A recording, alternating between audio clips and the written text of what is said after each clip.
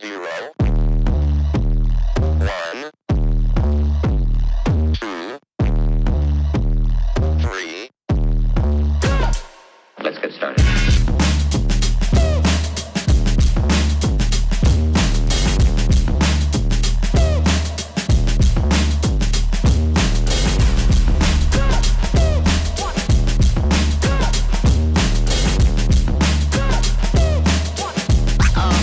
Oh, that's real good.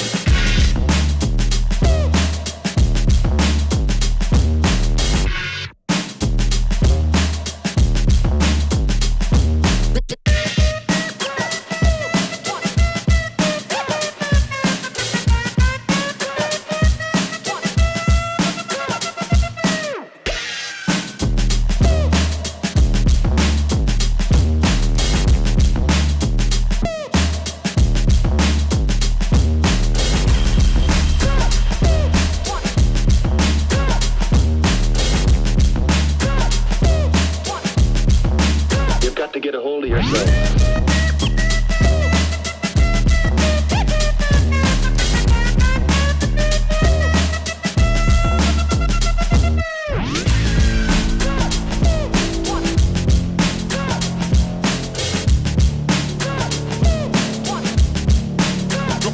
Come and check.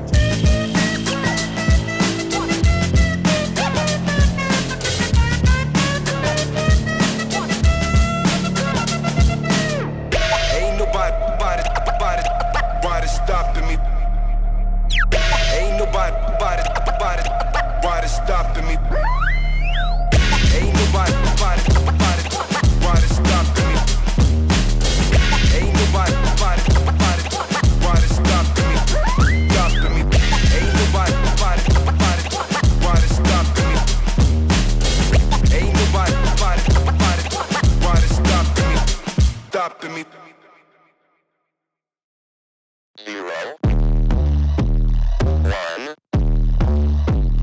2, 3. Let's get started.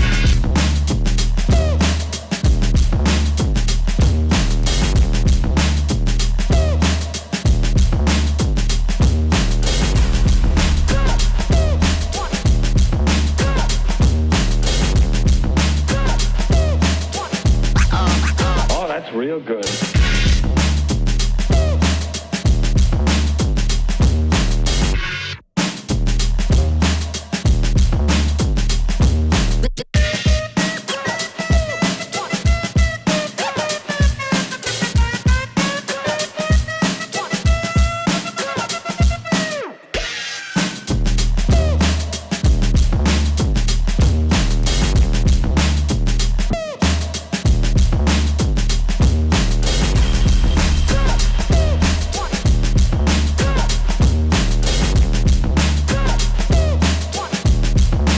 You've got to get a hold of yourself.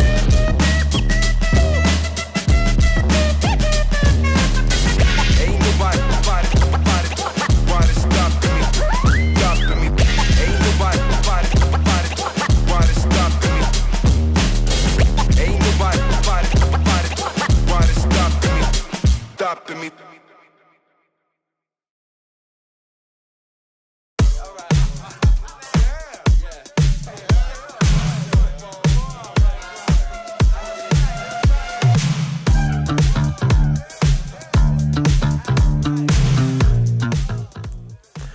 During our digging, we came across several license plates for cars, trucks, and trailers. All of them were between 1963 and 1966, except for one, which was from 1972. Considering how long they were underground in that pile of rubbish, they are in remarkably good condition.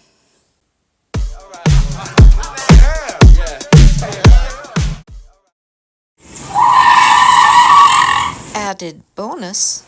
And a hubcap from a 1952 Buick Roadmaster.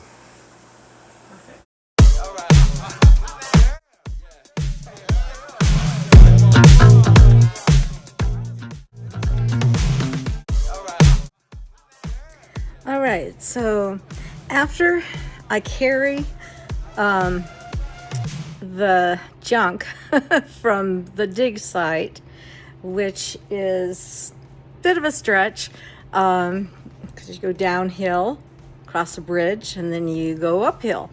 Anyway, long story short, once I have gathered up junk, I rake it up and put it in a bucket and carry it back to the house. And after I do that, I sort out the stuff I don't want, toss that, and keep the stuff that I do want, which is the glass, the pottery, and I wash it and I thoroughly dry it. And then I put it in a tumbler, and I'll show you that in just a minute.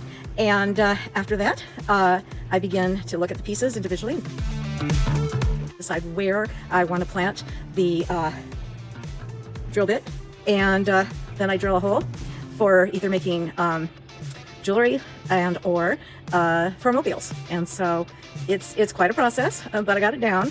No fatalities yet. I did, however, drill into my finger when I first started doing it. Yikes, stripes! To be honest, that's not exactly what I said. And I just wasn't paying attention. I learned the hard way. And so since then, I pay attention. And so it's been going good. So let me show you the tumbler. Okay, so this is the tumbler. And this is some of the glass that's sharp. Disclaimer, since I was videotaping at the time, I was doing this operation one-handed. Not something I would recommend. And you gotta watch out for sharp glass. Load it up in. Gotta open it. And then take the cap. Open it up, it has sand. There you go. And you just put the glass in. Okay, so set it in here so we can take a spin. So after the lid is secured, you put it onto the tumbler. It takes generally about a week to smooth out the sharp edges and to get it to resemble something like sea glass.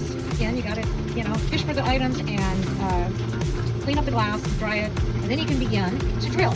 So that's when this comes in handy. So there's a piece of glass right here that I started. And there we go. Drill.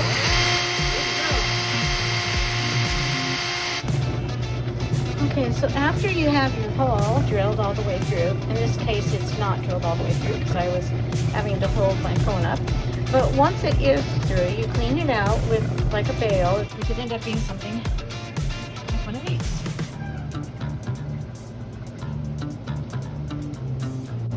Or a mobile. So you can use string instead, and there you go. So that generally is the process. It's the equipment that is a big part of this, and enthusiasm doesn't hurt, and a strong back too. So that's what comes into play when you're involved in an operation like this at a glass act. And thank you for viewing. Here comes a glass axe mascot, Vinaigrette. I named her Vinaigrette for her vinegar bottle legs found at the dig site.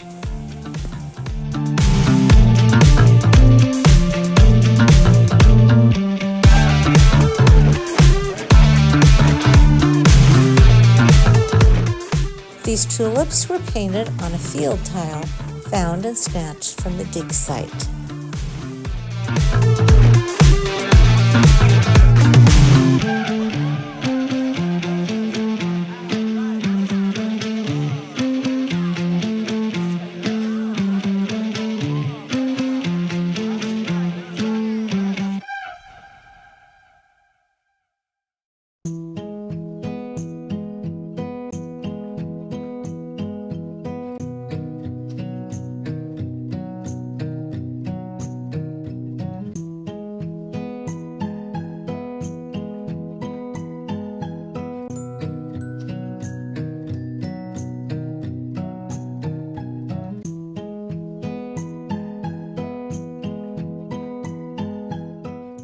As with many of my mobiles, this one was primarily made from the glass bottoms of old, vintage mason jars.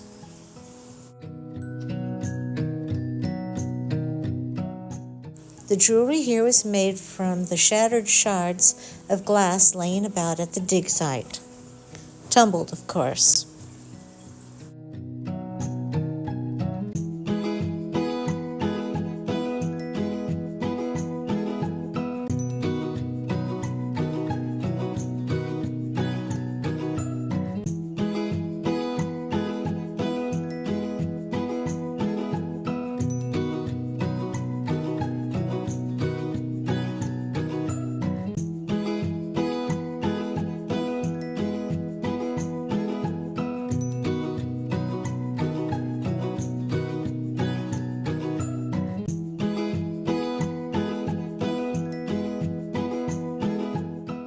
Anyone in the mood for some simmering hot campfire chili?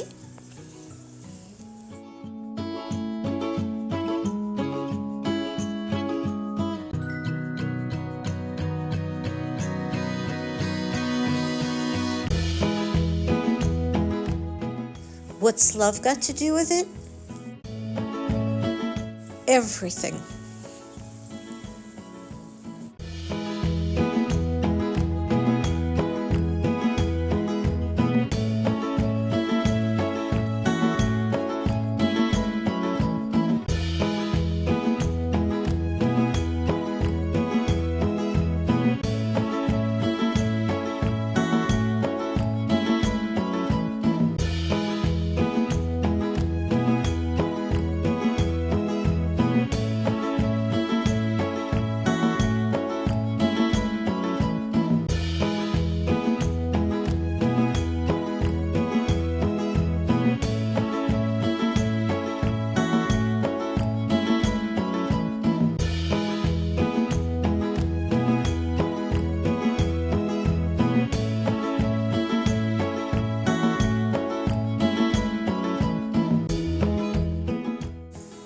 What's black and white and red all over?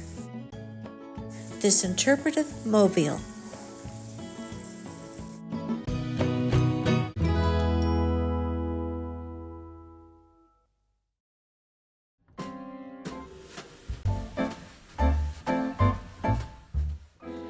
Okay, so it may not be December, but any time of the year is a good time for some good cheer.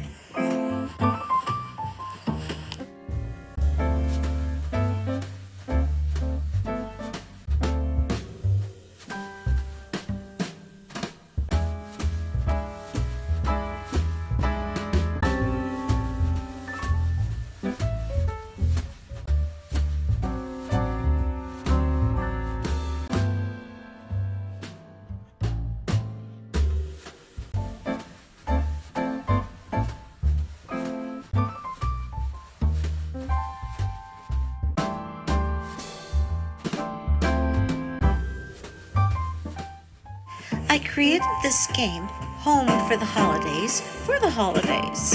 But there's holidays strung throughout the year. So, whether the snow is falling or the sun is baking, have some wintry fun with Home for the Holidays.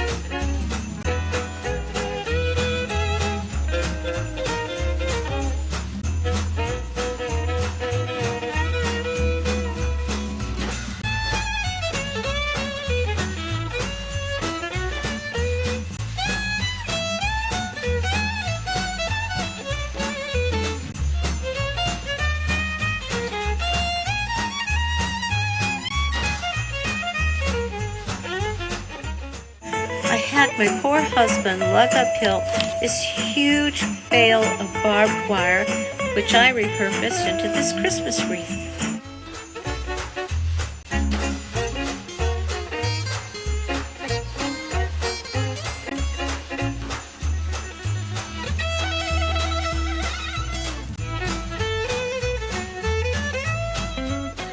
Now this was a fun and easy Christmas project. Using a cookie cutter in the shape of a Christmas tree, I set in pieces of tumbled painted glass, glued it inside, let it dry sufficiently, and popped it out. Voila, what did you have? A glass Christmas tree.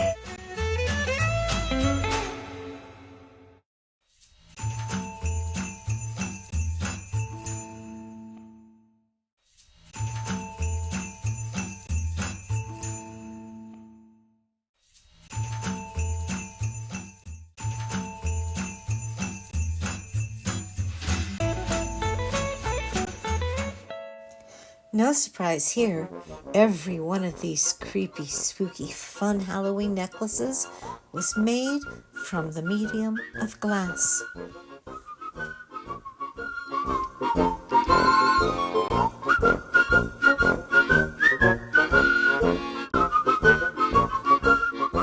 Even this starry pumpkin on the half shell, perfect for Mr. Bones, has a sprinkling of glass within.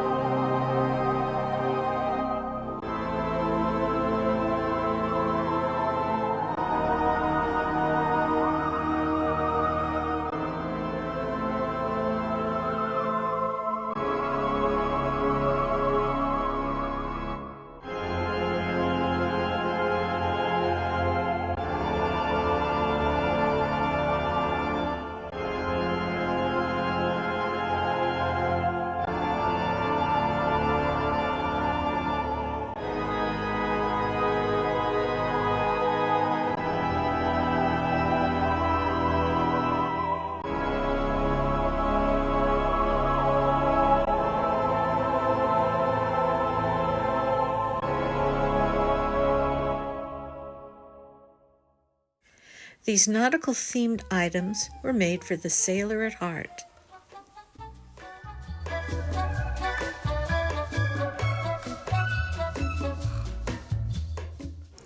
I don't know if this has already been trademarked or not, but I call this painting cookie sheet art.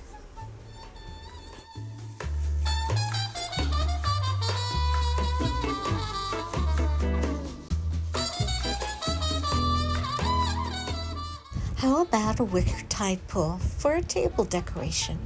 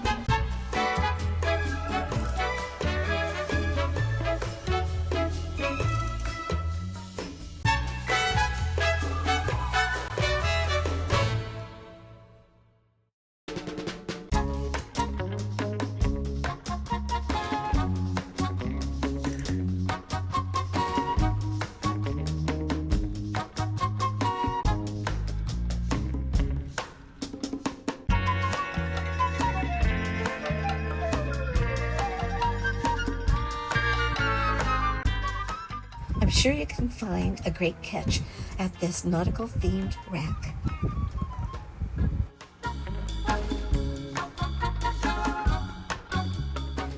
How about a hot air balloon ride over a glistening sea at sunset?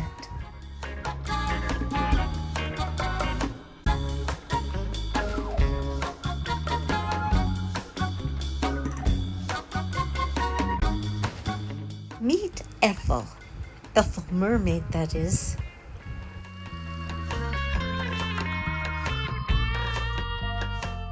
Sunset Surf was painted upon a cracked on the edges vintage lead window. Naturally, we sanded it down.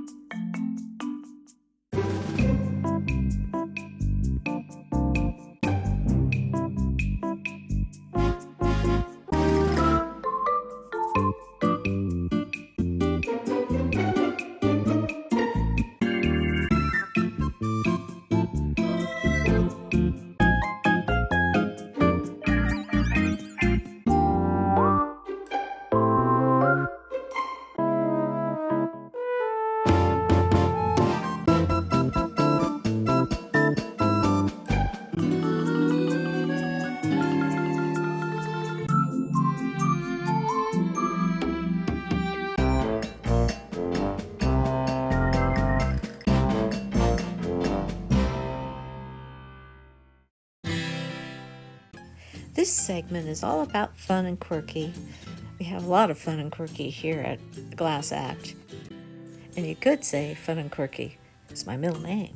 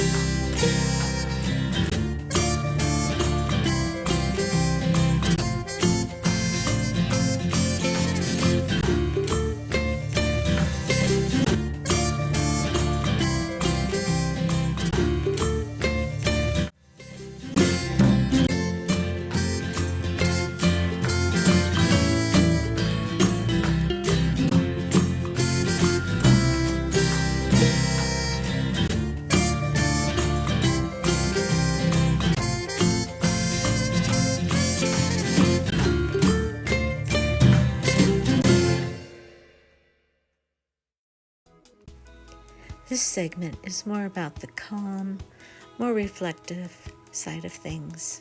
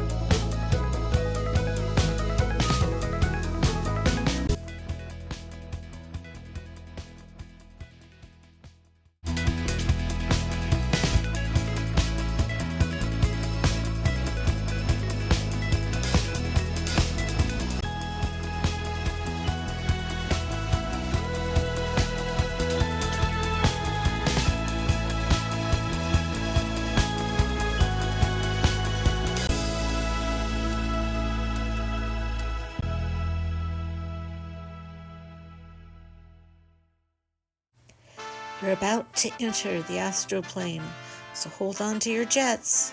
Drop that.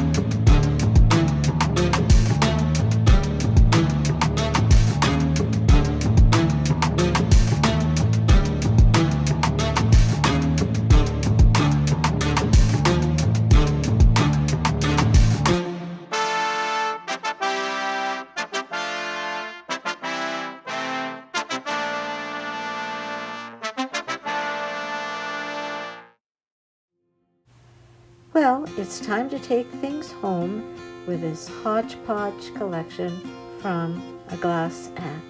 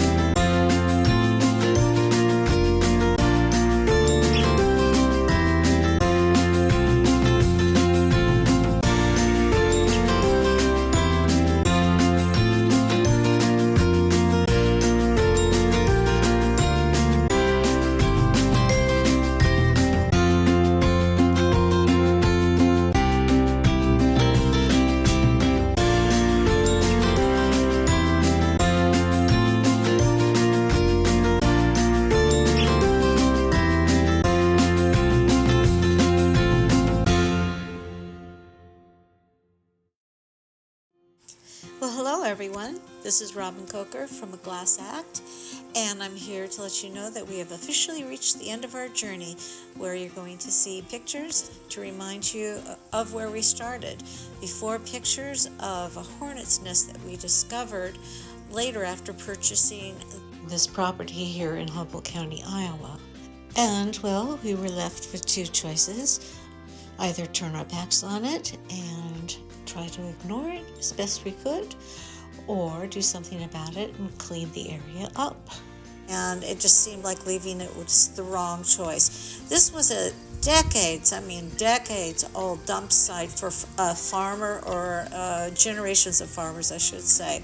So it was kind of like an archaeological dig, but at the same time, it was a hard, difficult, challenging process, because there was just heaps upon heaps weighing everything down of garbage, mostly farming implements, fencing, things of that nature. But then we got down to some of the treasures, where we found old mason jars, pop bottles, license plates from way back when, and fragments of glass, pottery, and china. Those are the materials, again, that I use for fashioning into jewelry and mobiles and other pieces of crafts. So anyway, it was a therapeutic adventure. This was all during the throes of COVID, or mostly during the throes of the difficult part of COVID, where they hadn't yet discovered a vaccine and we were shut-ins, and so this was a sanity saver. I want to put a shout out, thank you to our friend Jake, who, without his help, he's in his 20s, you see, and here we are in our mid to late 60s, and we couldn't have done this. I mean, he really put a lot of effort and time into helping us. So again, thank you. So this whole project just shows that if you put your backs and your heart into anything worth doing, you know, the end result is going to be a favorable one and a satisfying one. So thanks for watching this video. Realize it was long, but imagine the 5 years of doing all this. That's long, but again, quite gratifying. So enjoy the after pictures.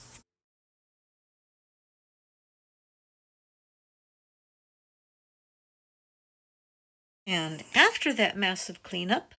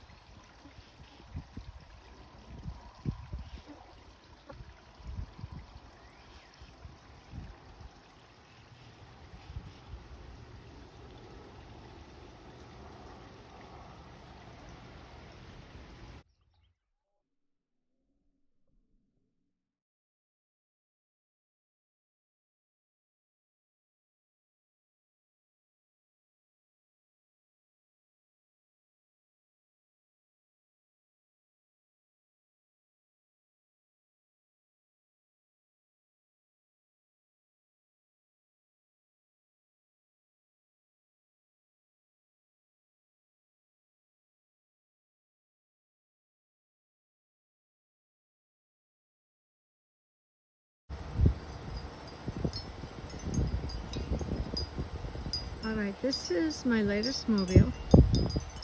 It's all about birds and flowers and wind chimes tossed in. It's in memory of Ralph and Nellie Kocher,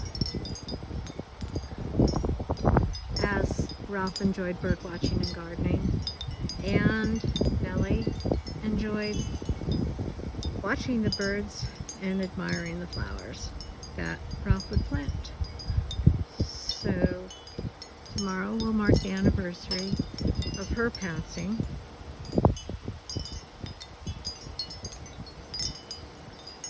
I was reminded of that by Terry. Hello, Terry. Hello. Today's date? The 19th of August. All right. So we're talking the 20th of August.